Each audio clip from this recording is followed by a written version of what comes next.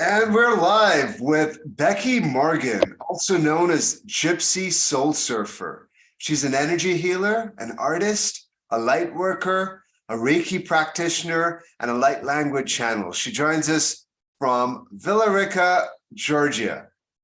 Welcome, Good Becky. How morning. you doing today? I'm doing well. How are you?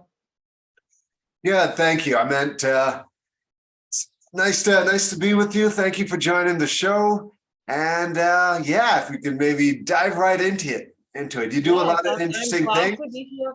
Thank you for the intro. It's hard to encompass all that I do and everything in just a short title, but that's kind of a synopsis of what I work on.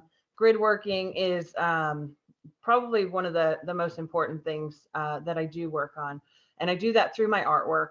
I am a Reiki practitioner, so in learning Reiki, it was difficult developing a business in the beginning. So what I started to do was work with the land, work with plants, work with animals, work with people around me to practice. So in doing that, I found myself called to different locations to clear the land. When I'm driving by, I'm putting my hands up. Whenever there's a telephone pole, I'm kind of hijacking that energy and using those signals and sending Reiki out through them. And so I'm sending healing. So I'm learning to practice through that. I've been doing Reiki for about 2 years now. And mainly what I started Reiki on was my mandalas and my artwork. I'm also a light language channel. So I have a little preview. I want to show. I don't know if you can see very well, but that's a little example of some of my light language. It doesn't all look like that. Everything is different depending on where I'm channeling from. I get into a meditative state when I'm channeling. And sometimes, it comes out really fast. Sometimes it comes out a lot slower. Sometimes there's pictures involved. And it really is like I'm just a vehicle for it, just flowing through. And I do a lot of written light language. I also speak light language, but I'm not confident enough just yet sharing that, publicly. My daughter and my husband, they think I'm a little strange when I start doing it. So I haven't quite built up the confidence yet to go public with that. But the written light language, I feel very confident with it. And what I do with it is I will take the light language, and depending on the location or the person that I'm working on, whether it's healing, clearing, putting protection, whatever the intention is, I'll incorporate the light language with that person's image, with the animal's image, and then I will turn it into a mandala. So there's several different steps in the process, which I wish that I could share on here, each individual step, but I just have the printed final versions of a couple of examples with me that I'll show. And this is probably one of my favorite ones. I don't know if you can really see, but I feel like Yeah. it has like an Anubis, if you look in here, like it has like a Egyptian feel to it in this one. But each one, when you zoom Really into them, cool. and I provide a digital copy to anyone who orders them. I also make a lot of them for free on my group page on Gypsy Soul Surfer on Facebook. I share those, I think, on Instagram as well. And then I'll put those on my TikTok too. So I share a lot of these things for free.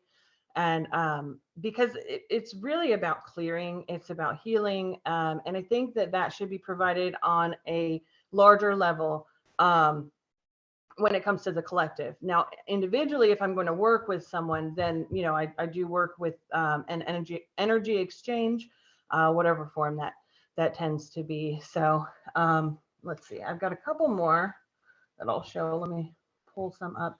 It's kind of hard to see them. No, I'm trying to. they're beautiful. I can see them a bit, but yeah, if you look at the screen, you pull it Yeah. back. If you It's zoom in on them, let me try to get it centered. yeah. If you zoom in on them, there are little images and things that pop out. I actually work with a psychic friend of mine who does readings. We will take the person's mandala, and it's her written light language that we use.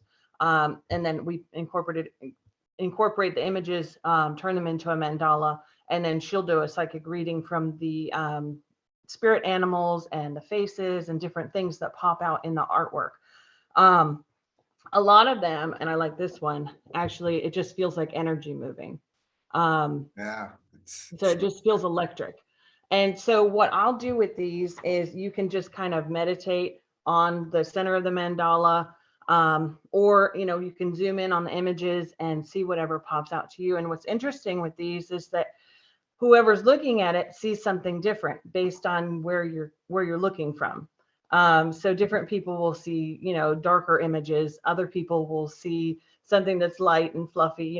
I see a lot of cats, a lot of bears, some owls and things like that. But there are some that are darker. I don't know if I have any of those, if I can show. Let me see here. Got a couple of them. This one in particular came out with some really darker features to it when you zoom in on it. And it felt very, you can't really see it here, but it felt very dark. I'm not going to get into labeling, but it just felt very dark to me. And so that's important for me to remember with my artwork as well, is that I do, as a light worker, go into darker places and have to do clearings on those things. And so the dark images sometimes scare people when they see these mandalas and they're like, oh my gosh, that's a devil, or that's, a demon popping out. And really what I'm doing is I'm bringing that energy to the surface and shining my light on it. Exposing the truths. And so that's a lot of how I work with the darker energies, is bringing them, transmuting them through the light. I use the violet flame a lot in my artwork. I'll incorporate, excuse me, whether it's just a picture of fire from my backyard and then changing the color to purple or violet, to work through that. And then of course I'm, because I am attuned, anything that I'm working on, I'm putting my Reiki on as well. So everything has a healing element, a transmuting element, and they really do a lot. I've had a lot of people respond very well to the artwork, especially when I'm working with them personally on specific issues for healing specific chakras and things like that. So anyway, No, that's let me take a breath. no, that's a lot. That sounds fascinating, and it really gives me an idea of what you do, a much clearer idea. And it's for those who are just listening, those mandalas were beautiful. I actually like the one that you call dark, which may say something about me, but I really enjoyed the last one. I enjoyed all of them. But yeah, just to walk me through the process then of, say, your regular client or the people that you help. They come in typically with, say, an issue or something, then you'd create this artwork based on your impression of them and work with your psychic friend, and then they stare at the mandala or the center and they meditate through it. Is there a specific energy that you can tell that the mandala is giving out, or is it? Each one has its own different energy, based on what's going on with the person. And what's interesting with them is that I can kind of pinpoint what it is that they need to work on, based on what comes out in the mandala. So if something dark is coming out, or something, for instance, my sister, and I actually need to work on this for her. She asked me to do, she's having some hip problems from a car accident that she had recently. So when I work on that, it will highlight for me what she needs to work on. So I can tell her, okay, this is, what chakra you need to work on, or this is, whatever comes out in the mandala will kind of give me direction so that I can give the person that I'm working with their direction. So it kind of opens things up. And then I love to see they kind of tell a story. I did one for my husband, and I saw a lot of these like past life energies coming out in his, where it was a warrior, and then these little creatures and things, coming out. So each one is individual, and you never know what's going to come out of them. And that's the interesting thing, is that I'm just the vehicle, I'm just the vessel that puts these things together. And then at the end, when I'm in the editing process, I'm in amazement, because it's so cool to see what's coming through. the different images and things like that. So, I really would love, I wish I could show you step by step, on the Zoom call how to do it, but I don't think my phone would transfer that well. But, in each phase of the artwork that I'm making, I'm mirroring the images, and every time I mirror it, different things come out of it. So it's not just about the final mandala. I usually share each step with the person when I'm working with them, so that they can see each thing that comes out each time that it's mirrored, so that it's layered, their image or whatever image it is that their energy that they want to have healed, combined with the light language. And then I mirror that on top of itself and then rotate it multiple times until it comes out to a mandala. But in in each step, there's different things that come out and become visible for healing. No, So, and I'm they're I'm beautiful. receiving healing while I'm doing it. So, it's beautiful because I'm the vehicle that's transmitting, this energy, but while it's happening, I'm also receiving this healing energy. I'm the Reiki energy, and the channel, wherever it's coming from, it's definitely a healing place full of light. I work with the highest light. So that's always my intention when I'm doing this work, is to work in the highest light. No, no, that's they're beautiful, and they're really powerful. Like I can feel the energy, and it's great. It's really fascinating. I haven't really come across anyone who quite does this. And I'm just curious, how long have you been doing it, and when did you sort of have the ability to start channeling this light language, and what's that Well, journey? it was interesting. I would say, well, in about, it was the solstice, the winter, or is it, yeah, the winter solstice in 2020 is really when I came online. Everything, kind of the material world started not looking so real, and the real reality started showing itself. I started to awaken, and I've always been an artist, painting and drawing and things like that for as long as I can remember. Never, I think I've taken one art class, so I don't really have a formal education when it comes to art. I just go with the flow and whatever comes out of me naturally. So I guess I've been a channel for a long time, without really being aware of it. But I would say in 2020, or the end of 2020, I really started to awaken, and I started to take my artwork and put it into an editor on my phone, just to play with it.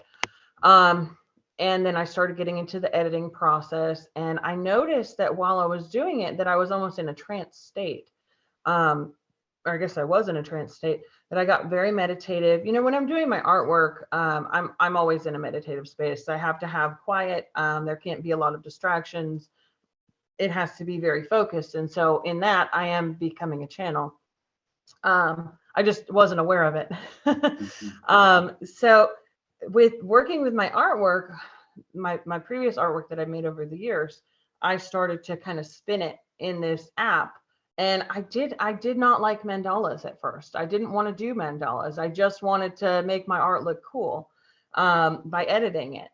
And it just kind of took over. I didn't really have a choice in it. It is, it led me wherever I was meant to be. And so the mandalas kind of said, this is what we're doing. I remember actually saying to someone, I want to stay away from the mandalas. I don't know why I'm being called so much to do them. And there's a reason. For me, mandalas are a portal. They are an opening. They are a way to transport yourself to a different dimension. So by meditating on them, by working with them, I'm transporting myself into a higher frequency, into a higher state of being. So it's it's been I don't know, it's been amazing. I don't know how it happened. I do, because I was there, you know what I mean? But I was being led to Yeah. do these things. You know, and even now, the other day my higher self came in, and I saw this light come down in the room, and I'm sitting there, and all of a sudden my right ear starts buzzing, and I go, all right, I got to listen. And I recognize my higher self coming in, and said, get your phone out. And so I start typing just a random name. It comes out to some World of Warcraft carrier or character. And it's like, just save the image. Don't look into the character. It has nothing to do with that. Just save the image. So I save the image. And then, I'm following the guidance that I'm getting as I'm making this artwork from my higher self. And it turns out, the thing that's been afflicting my husband, this I can't remember the name of whatever it is. Something that's kind of like a monkey on his back that's been, carrying around his baggage. This thing, whatever it was, came out in my artwork. And so I sent it to my friend who's a psychic, and she verified, because she's seen the this energy before and has told me about it. And she verified that's exactly what I've been seeing.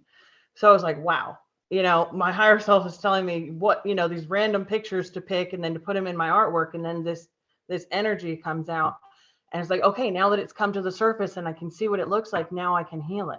Now that I have that awareness of it, now I can heal it. I don't need a name to it. I just need to visualize it. I just need to see it, and then I can heal it. So, of course I need my husband's cooperation when it comes to healing certain things on him, because, we need to have that consent. And for the most part, I do have his consent, but he's like, okay, whatever.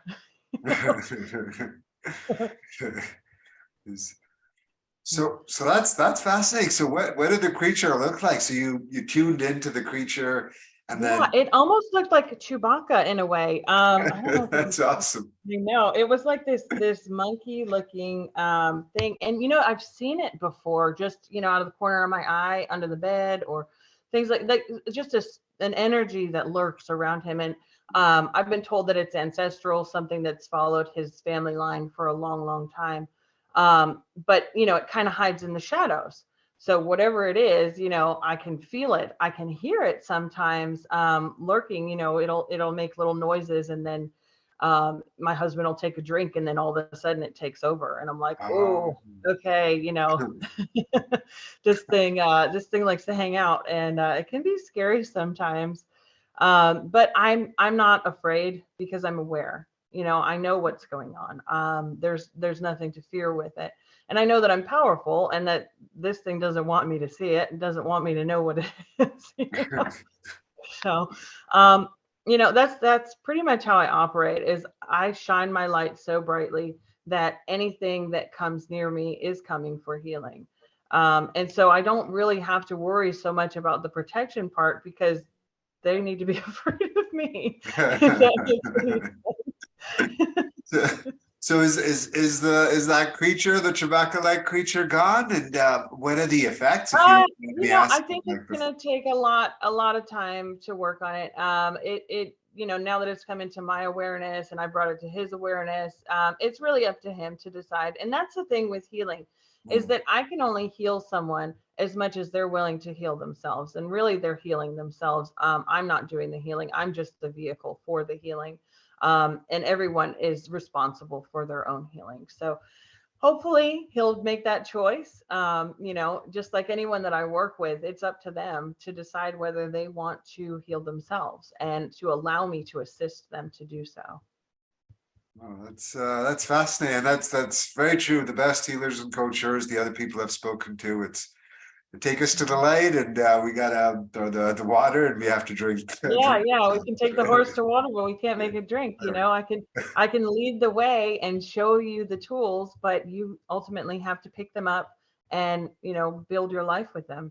So I can't build someone else's life for them, because then I would be taking away from what I need to be doing. And one of the things that I do is like I talked about before, is I clear the areas that I visit. That's extremely important for me with grid working. I don't know why I get called to certain places, but I find out in hindsight why. For instance, it was I work with the equinoxes and the solstices quite a bit, it seems like.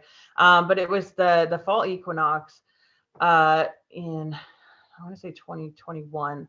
that I was called to go to the Georgia Guidestones.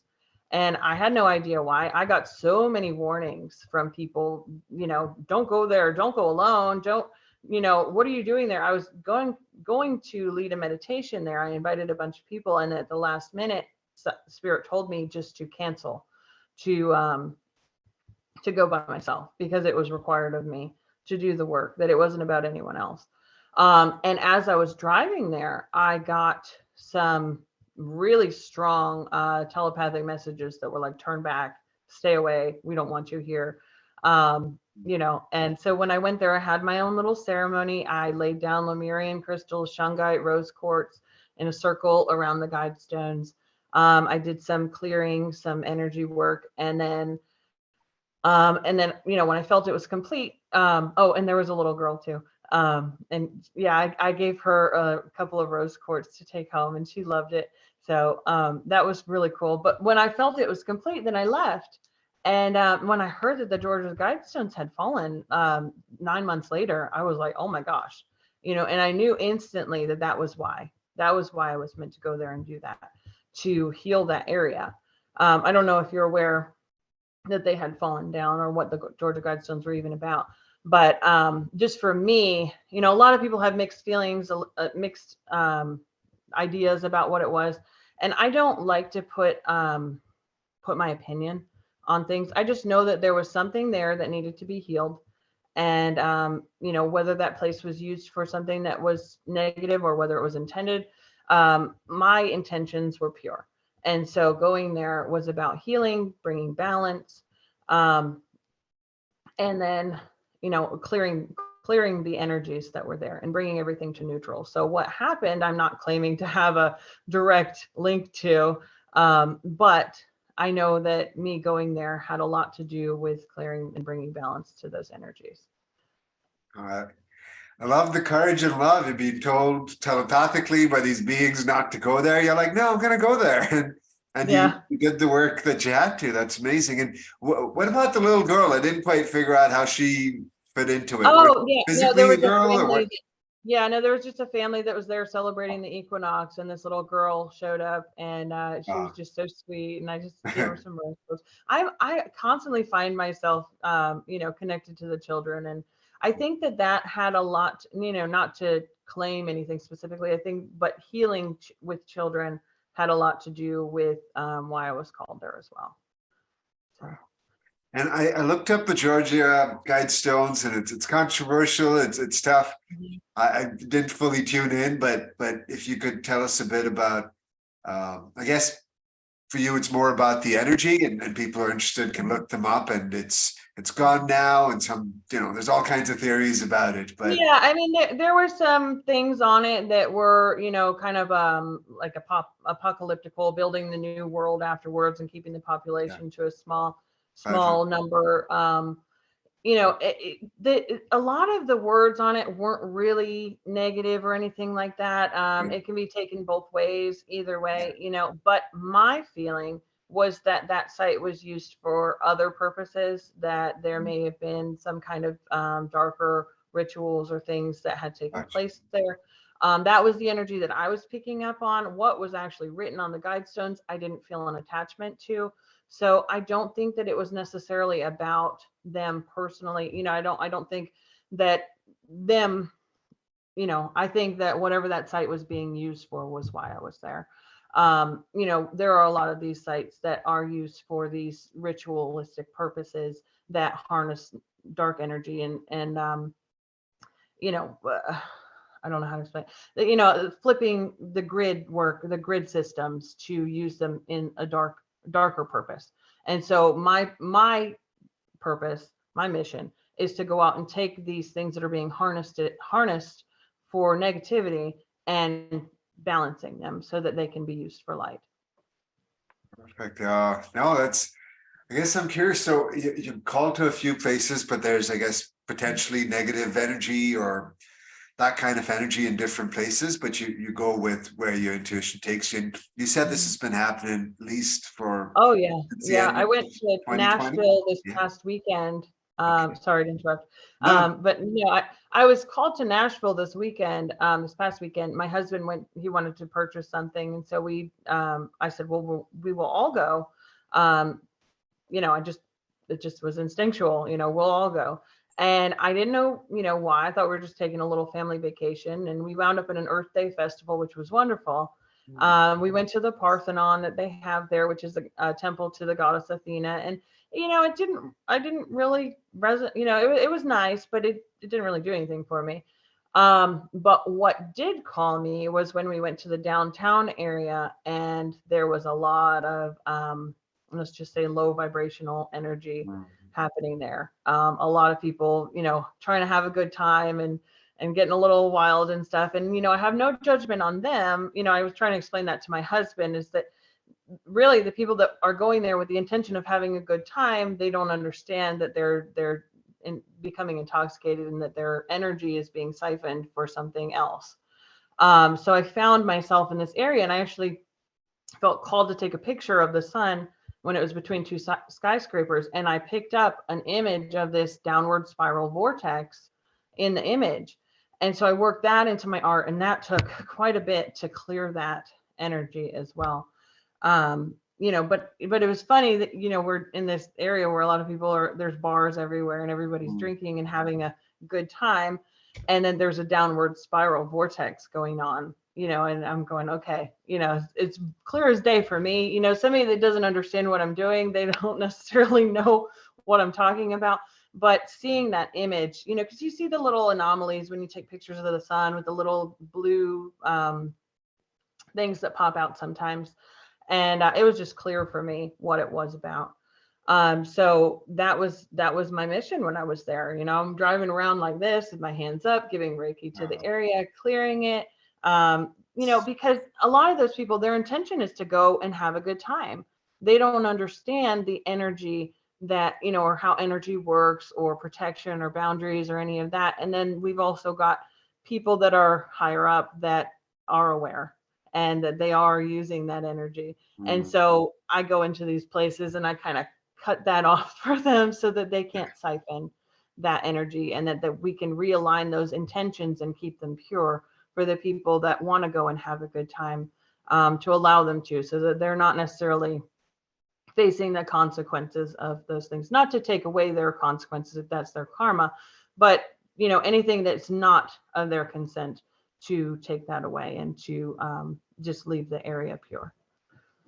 So No, thank you for your work. That's awesome. And I guess it's come up a couple of times. So there's something about, I guess, intoxicants, or alcohol in particular. And I've heard this from intuitive friends and family, or light workers such as yourself, and where it's easy for certain elementals or certain kind of forces or energies to get into our system, and also the siphoning of energy. If you could talk more about that and the connection to alcohol, because it's a patio, it's a great day having a beer with your friends or what have you, and if you could explain how that happens. And well, yeah, absolutely. Well, it's, first of all, it's important to set intentions. So whatever you're drinking, whatever you're eating, whatever you're putting on your body, in your body, near your body, around your body, set intentions with it. I drink occasionally, but I'm setting an intention when I'm doing so, because these things they already come with intentions. They're called spirits. We have an intention of a spirit.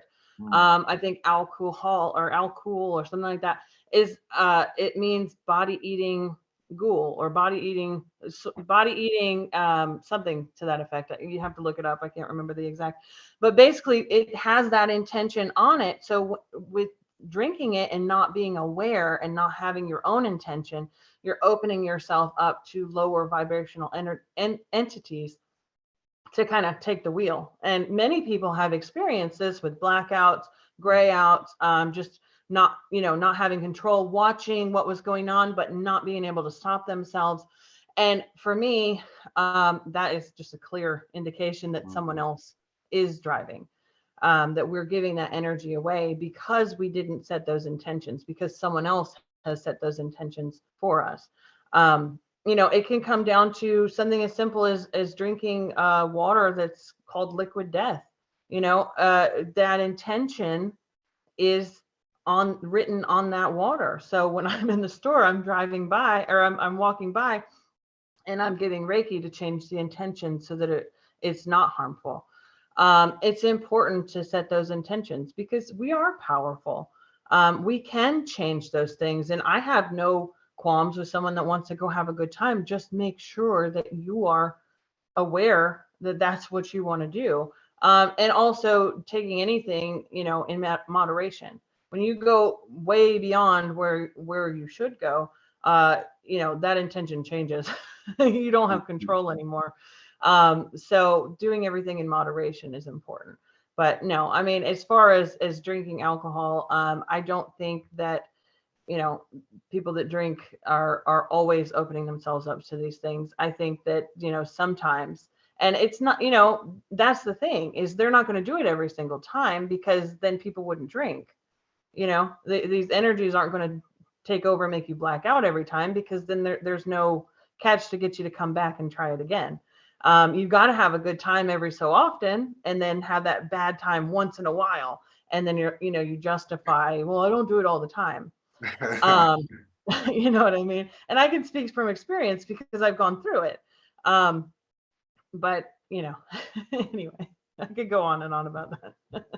No, that's fascinating. I didn't drink for a year, and now I try and drink more consciously. So I understand that, and the intention part. So there's friends and people, myself, I guess with food and water, it makes a huge difference. I imagine you do that for yourself and your family, or is that sort of a practice you've had for a long time? Or? Yeah, well, if you think about it, when we bless our food or we say grace, or Yeah. whatever it is that we're doing, we're setting an intention. We're setting, we're changing that intention. So if you think about it, say a little something before you put anything in or on your body.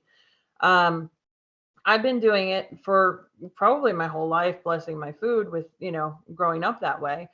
But it goes further than that now, because showing gratitude for the things that I'm putting in my body, it changes the vibration of it. When you look up, I think if you look up water molecules, and when you say thank you to them, they change. Well, there's a reason for that. And if you think about it, our body is made up of so much water. So when you're in a state of gratitude, you're changing your vibration, you're changing the molecules in your body. So we can change the things around us by changing the vibration, thinking. Your thoughts have vibration as well. So when you're thinking it, you don't always, because we're not always in a place where we can say, bless this food, or thank you, or, I'm drinking for joy, because that's what I do a lot of times. I say I'm drinking for joy. But we can't necessarily say it out loud in front of certain people. So just thinking it does the same thing. Maybe not as strong, because it's not a vocal thing, but it is. I'm not a scientist, so I can't say the strength of the vibration, but I think it all has to do with your intention as well. So intentions are important. Absolutely. There's lots of studies out there these days too. So, I mean, I think it was the Japanese Inamoto. I'm probably butchering his name, but yeah, so that's awesome. And you said you've done this as a child. And so it sounds like you were tuned in at a pretty young age. And I guess, yeah, I just wasn't aware of it. And in terms of your journey, as you have sort of tapped into your power and your love, and have been healing the world and your family and friends around you, how have your, I guess, family and community supported you, or has there been resistance? I don't know, in terms of traditional, say, Christian or religious values and the work you do. Has that been a challenge, or how is that? Yeah, it's definitely a challenge. Well, I was raised Roman Catholic, so my family, they have not experienced me in the physical because they're in Florida. So I have not seen them since, I really became my authentic self. However, I am going in June to visit my grandmother, who's 92. She just celebrated her 92nd birthday. So I am going down there to see her. And it's interesting. The reason I'm going to see her is because I've been talking to psychic mediums who've been seeing her kind of go in and out. So that's a lot of the reason for me going down there. But of course, I can't explain that to my family down there. So I have gotten, a couple of curious phone calls or comments that seem like they think I'm a little out there, as far as, you know, everything. But, I just try to be as authentic as possible. I have them pretty much restricted so they can't see the majority of my posts. Because it's not their story. It's not going to make any sense for them. Trying to educate them isn't going to work. There's no point in that. If they see my life and see the way that I am, and they want to know about it and they come to me and they ask about it, then I'm more than happy to talk about things. But as far as going to them and preaching, that's not going to work. The way that I see their faith is so different. And I embrace all truth. I embrace the truths that are in all religions. And that's what I teach my daughter as well, is that we allow everyone to believe what it is that they want to believe. That everyone has their own path and they have the right to believe what they want to. It's just not our path. We honor everyone. And, she says, "Oh, my friend's a Christian. She believes this." And I said, "That's her right to believe that." That's just, we see it in a different way. We see things in a different way. And so I'll explain to her those things. And she's so curious when it comes to that. So my daughter is like my little buddy when it comes to this. And she actually taught me Reiki. She was the one that taught me Reiki. I had a headache one day and she came to me and she put her hand right here and it went away. And I was like, "Whoa, how did you do that?" And she just kind of laughed and smiled. These kids, they know, they come in knowing certain things, and then they're dulled down by the world after time, kind of like we were. At least I think I was.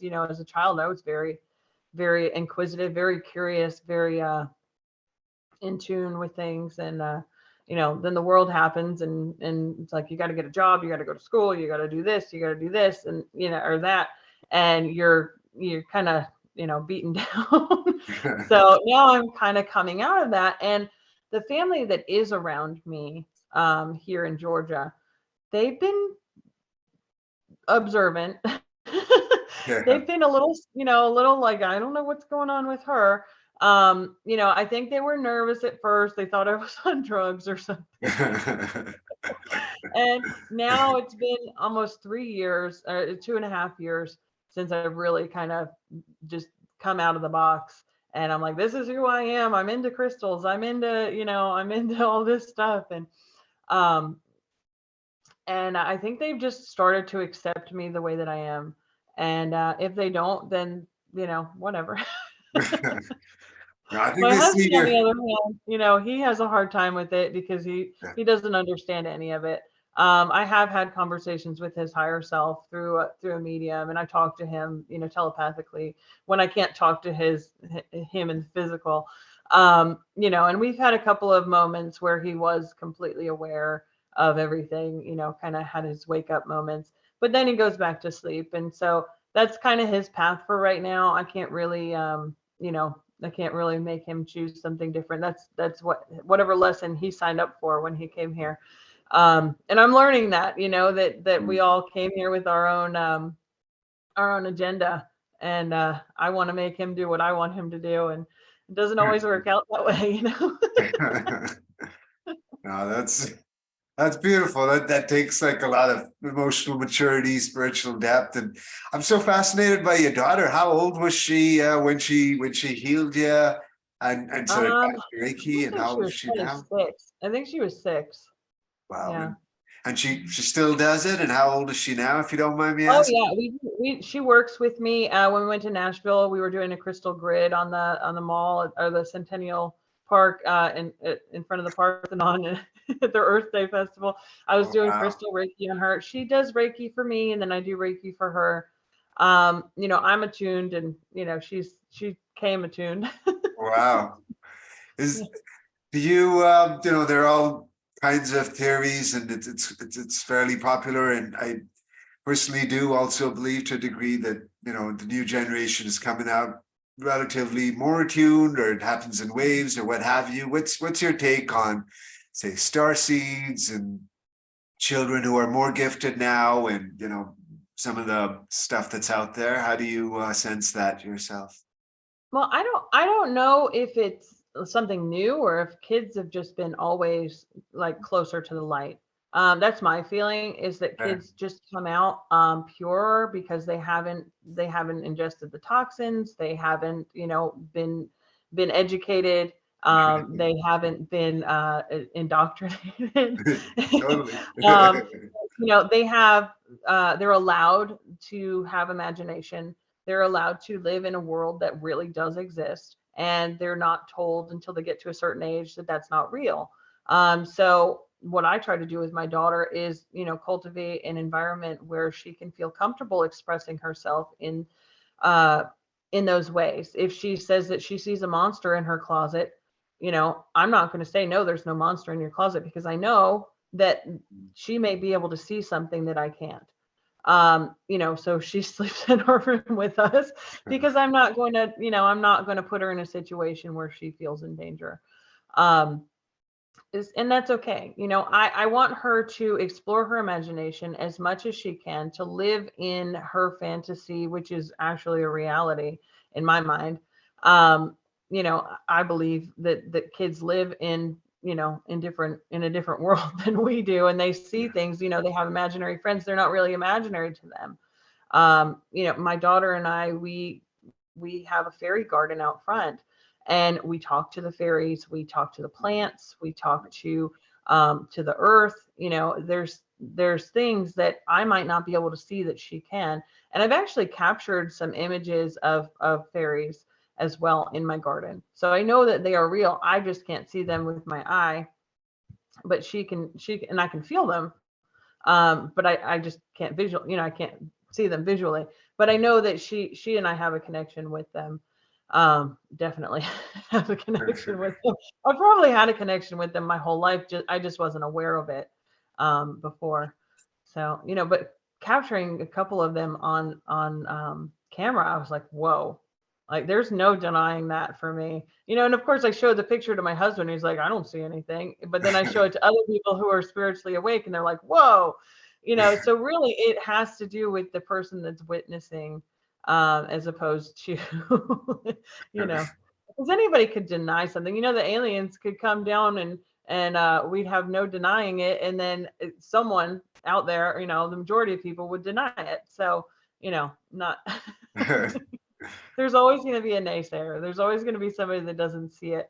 And that's okay, because I want to be that for my daughter, that person for my daughter, that says, you can believe what it is that you believe, and you can see, things that I can't see. So I'm not going to tell you no.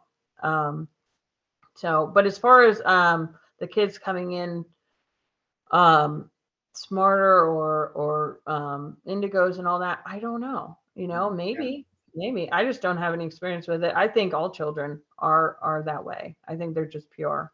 I think that's a lot of why they can be the target for a lot of bad things as well. Not that I want to talk about that, but For sure. because they are so innocent and so pure. Yeah, but there's balance, right? Yeah. But no, that's you're blessed to have her, it sounds like, and she's blessed to have you as your husband. And that's yeah, that's a great family activity. Everyone going and playing with fairies, and I think if more children were raised like that, we'd have a better, more loving world. So yeah, thank you for being a good mom and Thank you. holding that space. It's I love my mom too, but yeah, I didn't see any fairies, or not that I remember, but Yeah. um, yeah. So real quick, I didn't see the time go by, but yeah, it's been really, I really know. fun. There's still more things I want to cover, and yeah, the the five topics we covered. So with your business, you've kind of been running it 3 years. So if people wanted to reach out, they can reach out from all across the world on Zoom. And in terms of the say services they could sign up, how does it work? Would you figure it out together, or how long would they typically work with you? And just if you could just briefly touch on that one more time for the listeners. Sure. And Well, if anybody's interested in working with me through receiving a Reiki Healing mandala, They can contact me at gypsysoulsurfer76@gmail.com, or you can contact me on Facebook at my Facebook group, which is Gypsy Soul Surfer. I also have a Facebook page, which is Gypsy Soul Surfer. And then I have another page for my herbal products, which is Gypsy Herbals. So, and Okay. I want to explain the gypsy part too, because that is my heritage. Romani is, my family is we have that in us. It's been suppressed. I have not been taught any of the things that you would think. I've been shamed really of my heritage. But now that I'm aware, I'm embracing. And then the soul surfing, is kind of like the Reiki, for me, like I'm not a surfer, but my dad was. So that's kind of my dad coming in with the energy. And then, soul surfing, I'm kind of surfing over the body. So that's, I don't know. It just, the name kind of took hold of me, and I've run with it, and nobody else has it. So, so that's the name that I go by with my art. And then the herbal products as well. So that's another thing that I don't think I mentioned in there, is that I create herbal products that are all natural, oils and tinctures and that sort of thing. So if anybody's interested in that, they could also email me. I ship to the US. I haven't quite gotten into shipping anywhere else. Um, and yeah, I think we covered the rest. Sounds like you stepped into, so those 5 topics again were community, business, leadership, inner work, and spirituality. So in terms of you mentioned how your community, your family's kind of slowly accepted that. We've spoken about the business has really been thriving over the last 3 years. Leadership, you've sort of stepped into, but if you did want to speak to those, the inner work or the leadership or the struggles to get to where you are real quick, and yeah, what were the biggest challenges? I guess everything seemed to have flowed so naturally, and that's wonderful for you. I'm just curious if there were some big challenges you wanted to. I mean, well, money, because I don't, in the beginning, I was very opposed to making any money. I had this big feeling that I wanted to give everything away for free. So that was an issue. And then feeling like I needed to be, that accepting money as an energy form was valid, that I'm valid, that it's okay to work, if I'm giving a service to someone, that it's okay, so that was a hard thing for me to come to terms with, because I really just wanted to give away everything for free, because I feel like it's a gift, that's given to me. And so what I've done is, I give general collective healing artwork through my page, Gypsy Soul Surfer, for free. And then if someone wants something specific to work on themselves, then I do charge for that. But valuing myself has been difficult. I think the biggest challenge has been valuing myself. As a mom and as a woman, I've been taught to put myself last. So learning to do things differently has probably been the hardest thing. And then changing that family dynamic with my husband who works, and me who, I run the household. I'm the woman that stays home and takes care of the kids and the kid and the dogs and the house, and I have dinner on the table and doing the laundry, balancing that with all of these new adventures and things that I want to do, and then trying to do those things and explain them to a husband who has no idea what I'm talking about, and getting his support has been difficult. When I first started the artwork, he thought I was in a cult. My mother said, "Are you going to be one of these people dressed in orange, handing out marigolds at the airport?" Saying, and it's like, I definitely am not going quite that far. And then there was a point where I wanted to sell everything that I own and get an RV and just travel. And, of course, nobody was on board for that. And it's probably a better thing that they weren't, because I'm meant to be here for, to be the beacon for this area for, raising the vibration. And so I'm needed here. Maybe one day when I'm, when the time is right, I'll get to do that kind of thing. But yeah, I've had a lot of like urges to do things. And then I kind of have my family to ground me. So, where I want to fly really high, they kind of keep me down on the ground. And so it's been about learning about balance, I think, has been the biggest challenge, is learning that balance of what can I actually do. And, because I want to do it all, I want to fly. And I'm I ready hope to you be a get a unicorn chance and to. ride a unicorn through space. It's good to have that yin yang. I feel like it works out in your favor a little bit. In terms of specific, say, inner work, or were there certain modalities that served you well, or certain faiths, or certain practices, or it sounds like your daughter taught you one modality, and a lot of other things happened in a really graceful way. But in terms of, I guess, the left brain side of me, the masculine structure once, is just curious about those kind of modalities, or if there were any like those that come to mind that Um, got you where you are. well, I do a lot of mantras. I do a lot of see, and it's hard because explaining, because I kind of like I take a basket and I put in the little bits Mhm. that work for me, and that changes. That's the thing, is being flexible.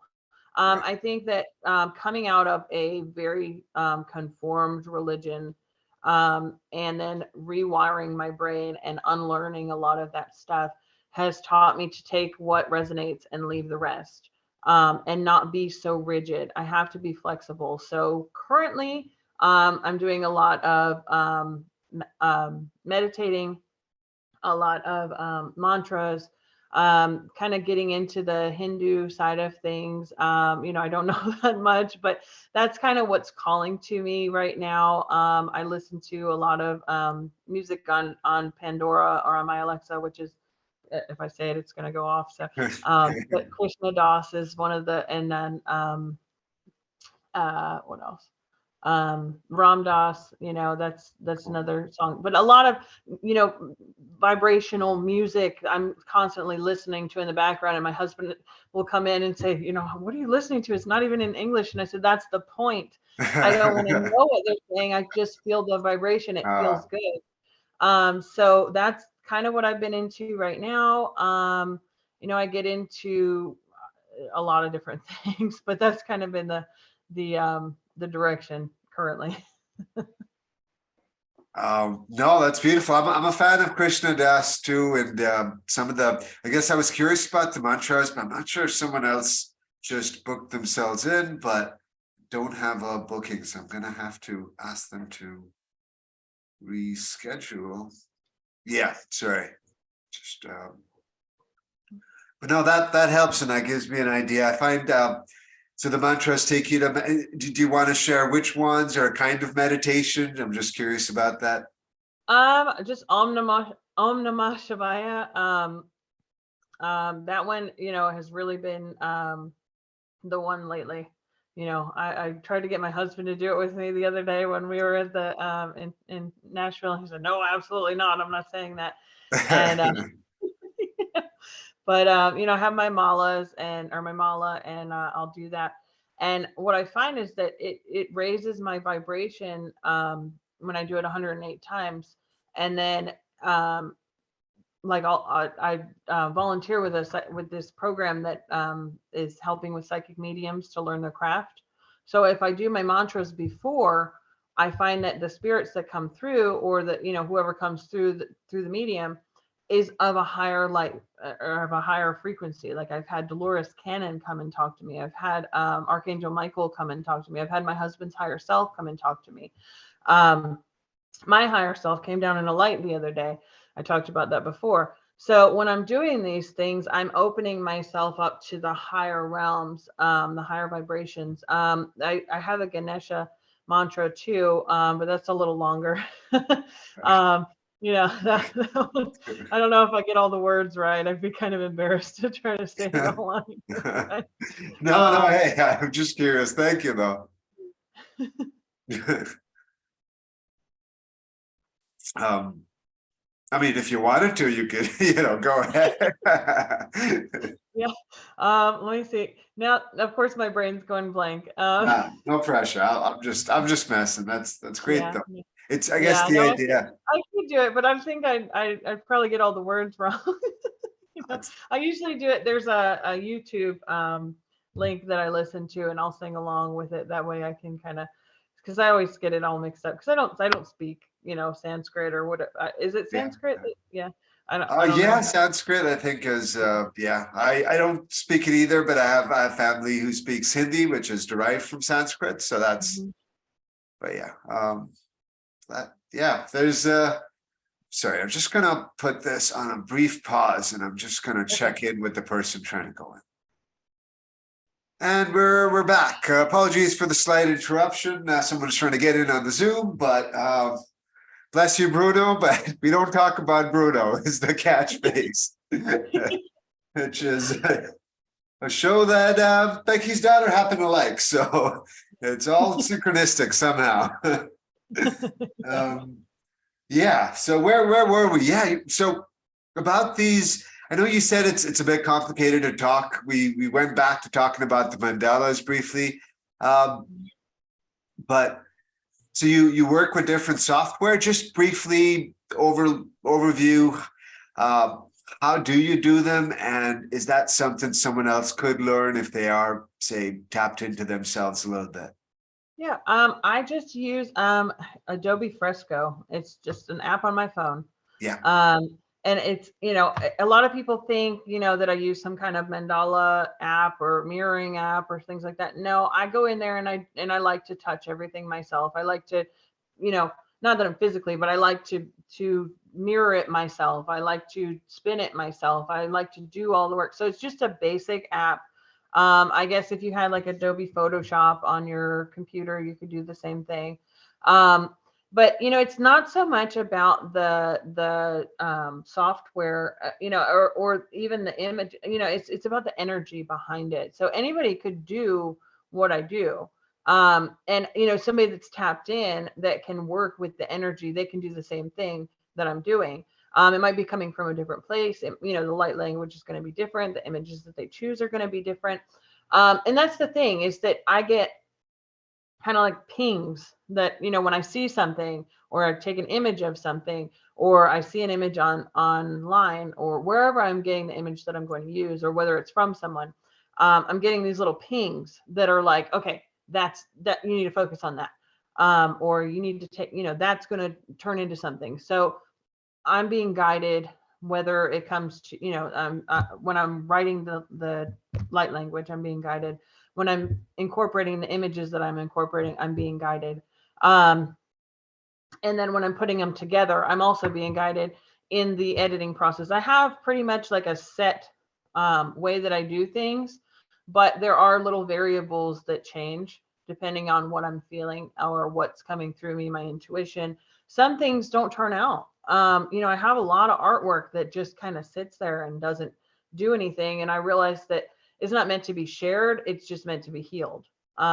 So a lot of things that I do share, I'll get a couple comments or things on them. Sometimes people will, say that they can feel it, or, especially when I put it into like TikTok and it makes it move and stuff like that. I haven't quite, I'm not really in the technical world, so I'm sure there's more I could do with them. But I like to keep things basic. I like to keep things because I feel like they're more authentic that way. I don't want to include AI quite that much.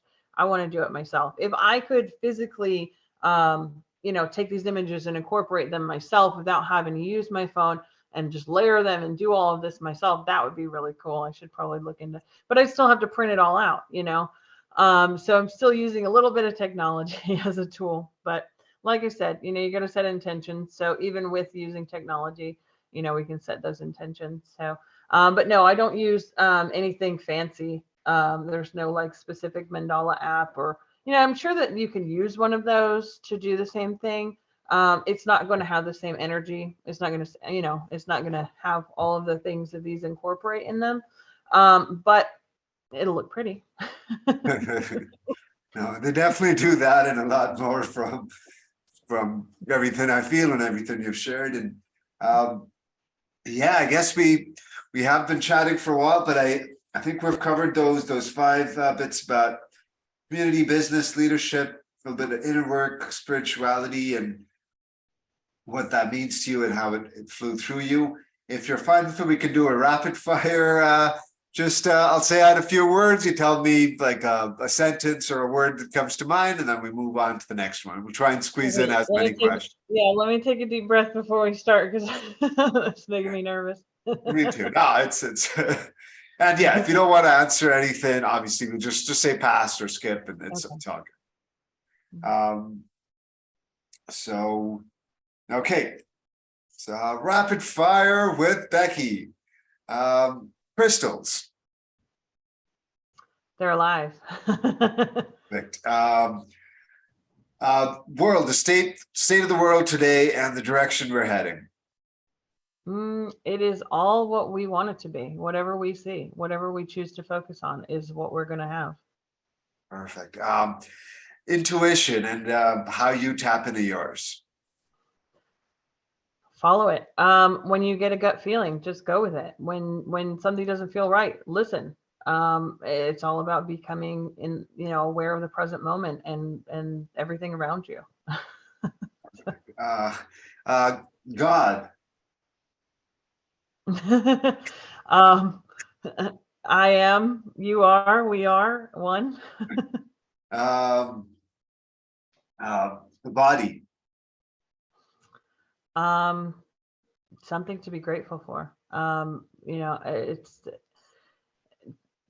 It's a blessing because if you think about it, in the spirit world, they don't have bodies. They can't do the things that we do. And when we incarnate here, we choose to have this physical expression of ourselves. And so that's something that in the spirit world, they don't have. That's something that we have alone, is to have this physical expression of ourselves. And so it's something to be extremely grateful for.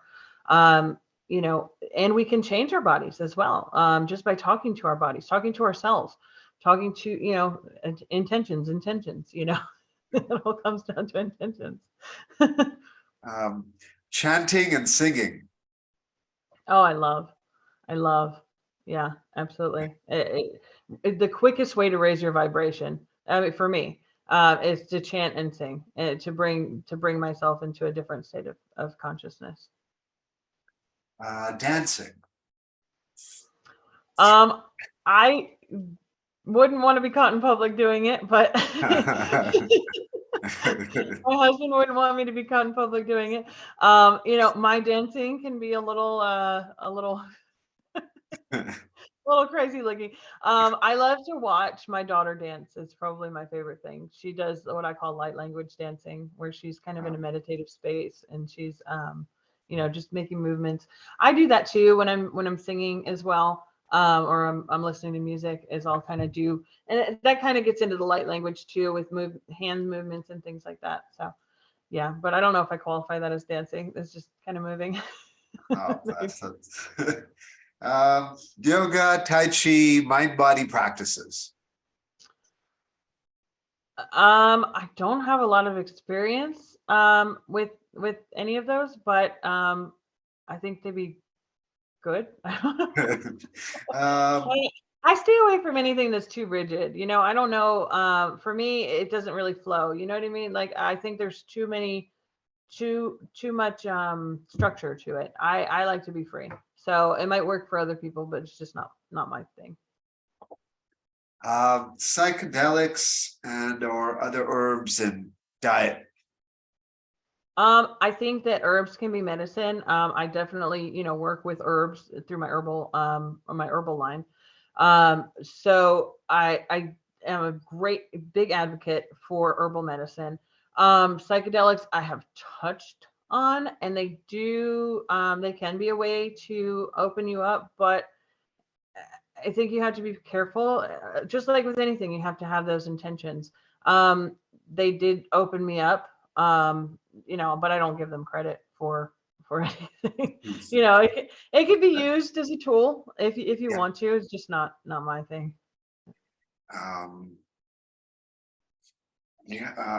Angels.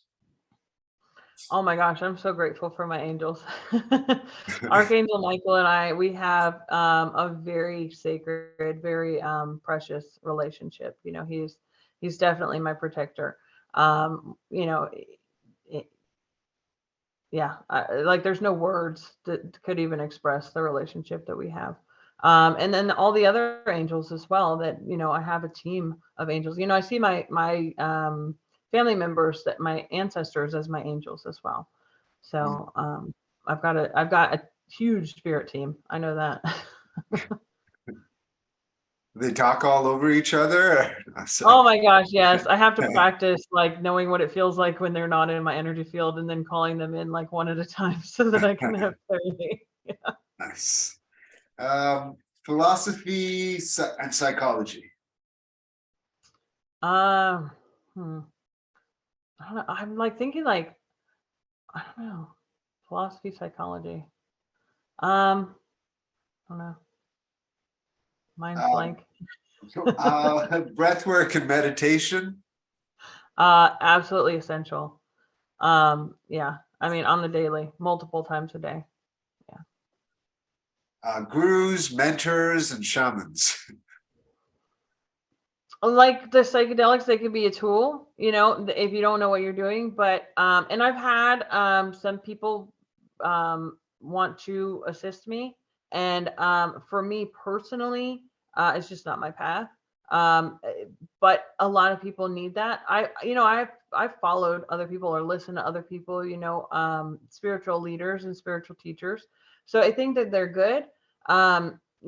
Depending on what you're looking for. But for me, I like to be flexible. I fly by the seat of my pants. I'm constantly changing what I'm doing. So to get locked into one philosophy or another, it just isn't, you know, I kind of, like I said, I'm like, I got a basket and I'm picking and choosing little, everything, and I move really fast. So I think that they could be great, great to follow, as long as everything that they're saying resonates with you, or with me.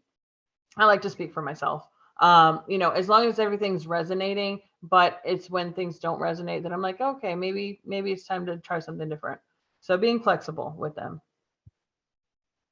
but always following my own intuition, if that makes sense. I don't blindly follow someone else, just because I believe in them.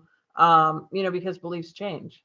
That's the thing. Always follow your own intuition. If someone is leading you down a path that's not for you, then that's okay. That might be for them, just not for you. So Uh, with all due respect, I also always ask about sex and how that plays a role in spirituality in the journey. sacred, yeah, it's very sacred.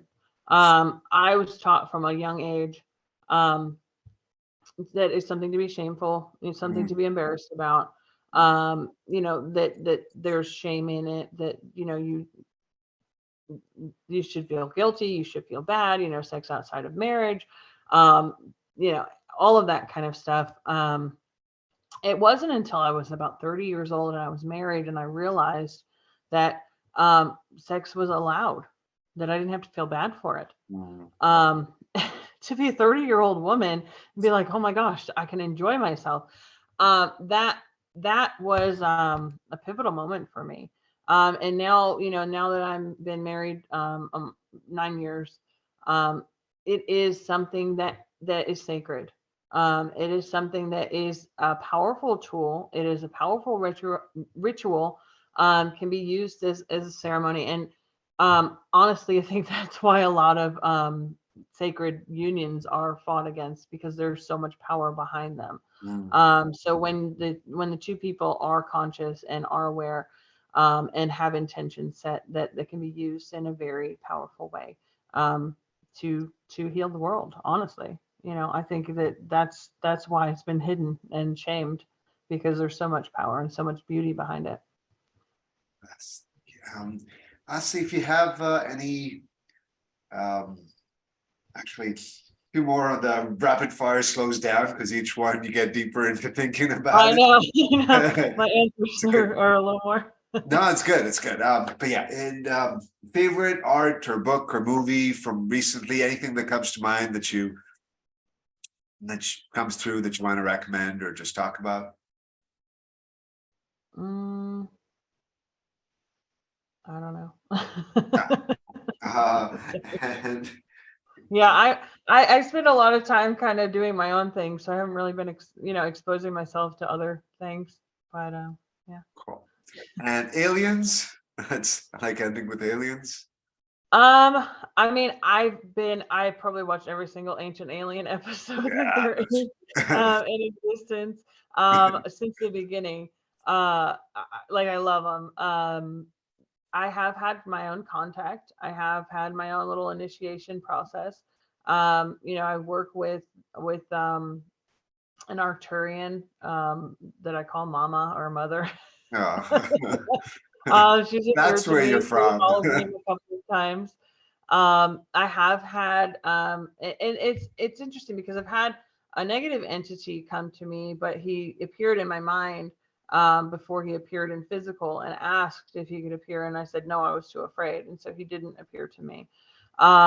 So I think as we're navigating these higher frequencies, we can connect with them, but it's not going to be in the way that we expect, if that makes any sense. Like they're not coming down to invade the earth. They can't Yeah. intercede with free will. They're not going to come in, and the way the media has portrayed them, they're definitely not negative. Now there are negative ones, but most of them are here. Agrees. Yeah. Yeah. Yeah, it's that Star Trek rule, right? We don't, and just generally all the channelers seem to say that's the biggest rule, not interfering. And yeah, I think that covers most of our rapid fire that slowed down. What else? Oh, astrology, sacred geometry, and channeling. But yeah, very briefly, thoughts of those. I'm running over. Yeah, I have to sacred snip and geometry. Yeah, sorry, no, I no, it's interrupted. me. I'm just Um, happy to hear you talk. Thank you. so sacred geometry is a lot of what I work with in the mandalas because Right. it is. I mean, that's what we started calling them, was it was sacred geometry mandalas or something to that effect, soul code or something like that. But yeah, that's kind of what started me with the mandalas in the first place, was the sacred geometry. I do a lot of work with that, and I think, I don't know how to explain it, but it compartmentalizes the brain in a certain way that kind of gets you into that portal. You know what I mean? Like I was talking about mandalas being a portal before, and so the geometry just kind of, it talks to you, translates to the brain in a way that's not through words, that can't be understood in the human mind, if that makes any sense. Channeling, oh man, it's a lot. Like there's no way to really explain. You just It's kind of like playing a flute. Okay, so if you're playing a flute that's clogged up and it's got all this gunk in it, it's not going to sound good. So in order to be a clear channel, you have to be a clear instrument. So that means working on those shadow things. That means working, clearing yourself out and staying clear. Because if you've got all these things, whether it's watching the news or whether it's negativity coming in, anger, lower vibrational things, alcohol, without the intentions. If you have these things that are distracting you from what you're doing, then you're going to be clogged up. You're going to have these blockages. You're going to have these things that are in the way, and then the message is not going to come out quite as well. I try to stay away from giving verbal messages because they can be construed, they can be changed. So that's why I work with light language, because it's about energy, and it doesn't translate to the human brain, it translates to the soul. So, and then I forgot, what was the first one that you said? Um, Astrology, but we could skip that. Just the stars. Oh yeah, I mean, I don't get too much into that. Yeah. Cool. That was the rapid fire. Now the three more questions. We've gone definitely over. We could, there's parts I might edit slightly, but yeah, real quick. What makes Becky the happiest in any given day? Just simple. Let's see, what makes me the sun, the sun. Yeah, the sun. You're from Florida and you're now in Georgia. Yeah, the sun, the warmth, the water. The sun, the warmth, and the water. Yeah, those are my three favorite things. And what, second last question, second of the three, what makes, or what what are your most persistent or consistent thought? What gets the most airtime in your brain in terms of thoughts? Mm. Um, what gets the most thoughts? I don't know. What I should be doing instead of what I am doing. Usually it's a negative thought, I've got a lot of those, I'm not going to claim to be perfect. I've definitely got a lot of those negative, nagging feelings, but I do a lot of like telling it to sit on my shoulder and shut up. I get a lot of repetitive thoughts. So what I do instead is I'll put on I like Jason Stevenson, I am affirmations on YouTube. So when I'm getting ready, because that's generally when I get the most of the negative nagging thoughts, is when I'm getting dressed in the morning. I'm also in what I call my hall of mirrors, which is my bathroom that has like multiple mirrors. So I've got, I don't know if you understand, like, but when I'm talking to myself in the mirror, it's like I'm getting the messages backwards, if that makes any sense. So I could be thinking a good thought, oh, I look beautiful, and then the message comes back, no, this looks bad, or something, something to that effect. So it's kind of like I'm getting a mirror message, a reverse message.